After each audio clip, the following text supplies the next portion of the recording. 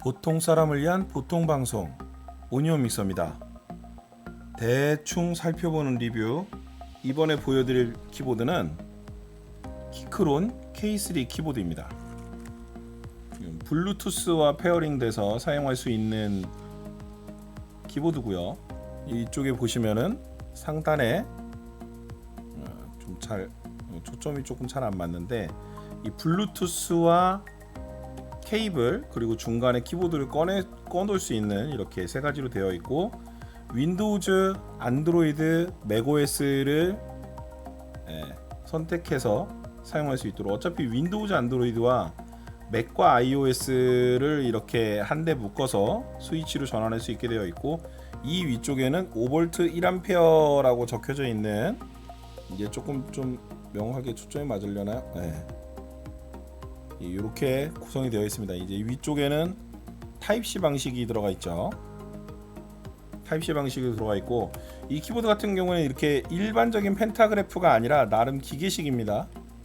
키 피치가 이렇게 낮아 보이기는 하지만 나름 기계식이라서 이걸 열어보게 되면은 체리에서 나온 이 체리산인지는 제 기억이 좀 명확하게 나는데 로우 프로파일이라고 합니다. 그래서 요 네모난 부분이 통째로 눌리는 이 가운데만 눌리는 게 아니에요.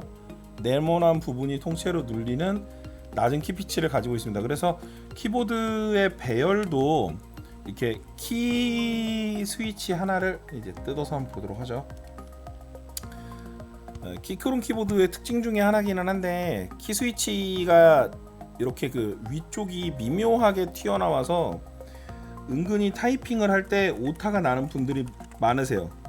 이렇게 키를 위로 손으로 올려서 쓸 때 좀 이렇게 걸리는 느낌? 그러니까 이게 스무스하게 이렇게 휘어져서 이런 식으로 휘어져서 구성된 키보드가 아니라 이 자체로 그냥 전부 다 높이도 동일하게 맞춰져 있는 이런 키보드이기 때문에 의외로 적응을 하지 못하는 경우도 많은 키보드가 이 키크론 K7 키보드, K3 키보드입니다. 이 키보드 같은 경우는 저도 주변 분이 이제 좀 불쌍하게 여기셔서 다른 물건이랑 물물 교환 비슷하게 하나를 입수를 하게 됐는데요.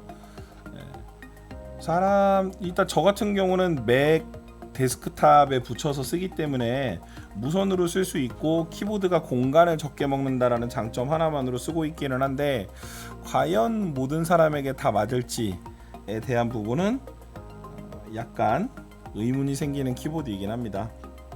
지금까지 시청해주셔서 감사하고요. 오니온 믹서였습니다.